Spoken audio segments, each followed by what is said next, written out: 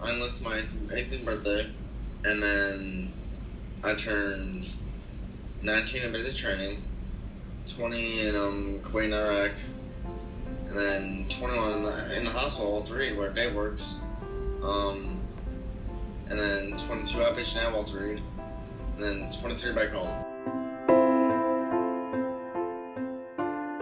My name is Sergeant Tyler McGibbon, and I was a 19th Delta Cavalry Scout in the U.S. Army. I was 3 years, 9 months, and 16 days in the military, and I was deployed to Camp Green, Kuwait, in Iraq.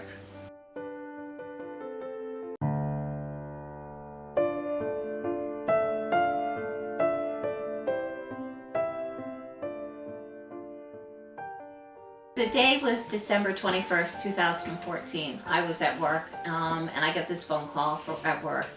And there's disbelief. Like, I literally, it's Army casualty. We always thought it was the Red Cross that was supposed to call us. So then we put out investigative, trying to locate people that we would know that might, be able to find out if this was a true statement. And yeah, it was, unfortunately. And the Army was real good. They got us, my husband, my son, my other son, they got us down to Washington, D.C. because we didn't have passports, and then we were flown to Landstuhl, Germany. You're briefed before you go in to see him because they let you know, well, this is what's going to be. They're remarkable in helping you to understand, but even though you don't, they're explaining everything. All you want to do is see him, and then you walk into the room and there's your son on life support. So I was in a coma for 3 months, and when I woke up from my coma, I had to learn every little thing, learn how to walk, how to talk, how to eat, how to drink, every basic thing of life that you take for granted, I had to learn again. You're just all in a mode where you're just going through the motions. Somebody asked me about the plane ride over there. That was probably the hardest plane ride because it was commercial and we were trying to get there. I just wanted to get there. I wanted to see him. It was also Christmas Eve. It was also Christmas Eve. The plane ride back, actually, even though it was on a C-17, was actually easier because he was only a couple of feet away from me. He had a doctor, he had a nurse, he had a respiratory person on the flight back. So even though that may not have been considered the most comfortable ride, it was an easier ride to come home knowing that I had my son. And not like understanding what a coma is and all of the whole aspects. They tell you his eyes opened up, and I literally ran across the parking lot thinking he woke up, but that's not the case. When I came to Walter Reed and started working in the rehab department, it was an eye-opener. I'd never really been exposed to these these type of injuries before. And although you hear about it on the news and everything like that, it's not the same as being in person. It's a whole entire process, the whole thing. There's you're sitting there and you're like every beep, every noise. And I took shifts, we went in shifts. There was never a time that Tyler was ever alone. My number one support systems are my mother, my father, and my brother.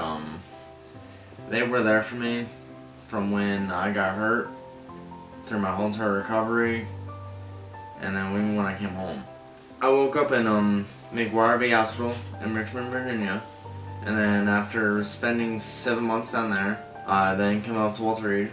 I spent a while there, and I did countless therapies. And we were talking one day, and he said to me,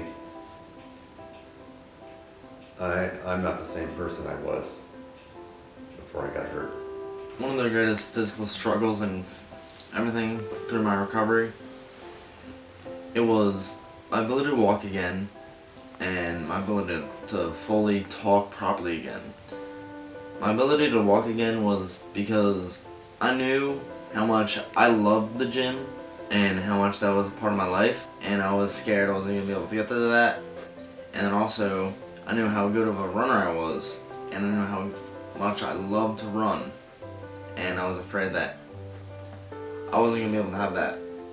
There were 4 of us that worked with Tyler on a regular basis, and we all did different techniques with him during his therapy, in the course of his therapy. So we had a therapist named Chris, who was a real big guy that liked to go to the gym.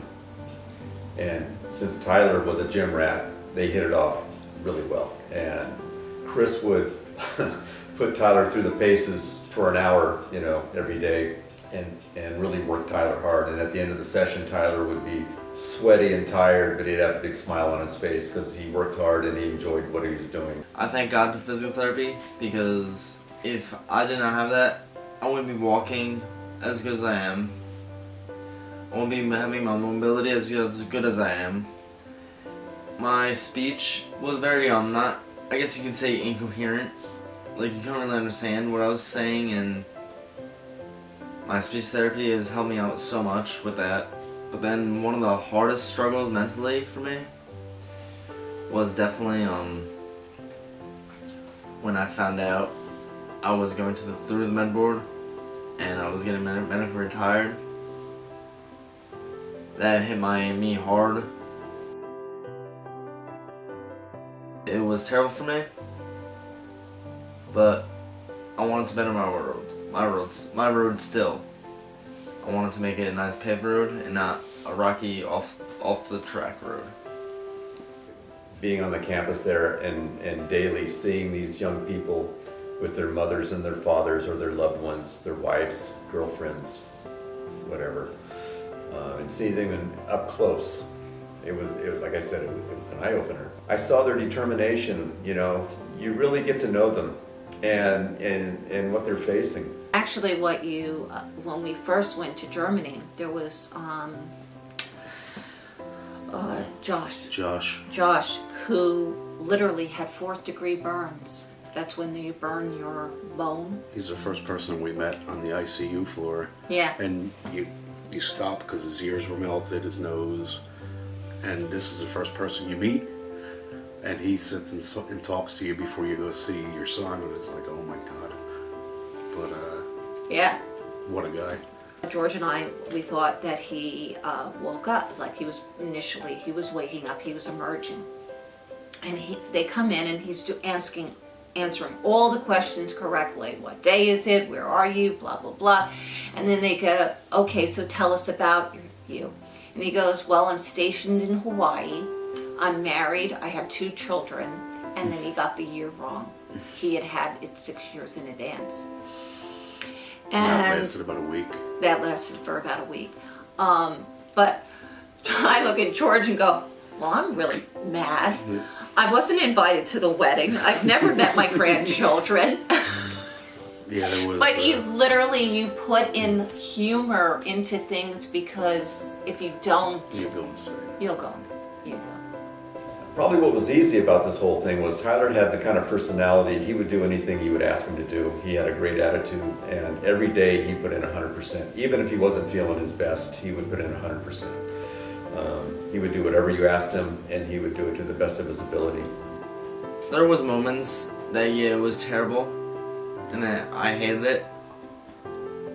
But with my mindset, I never take it, like I say all the time to myself. When I see a struggle, I don't take it as I'm gonna fail. I take it as a challenge, and a challenge that I accept.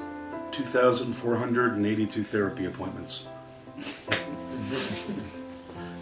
And a medical retirement. It's a long journey. So as I call it, the new 100%. Yeah.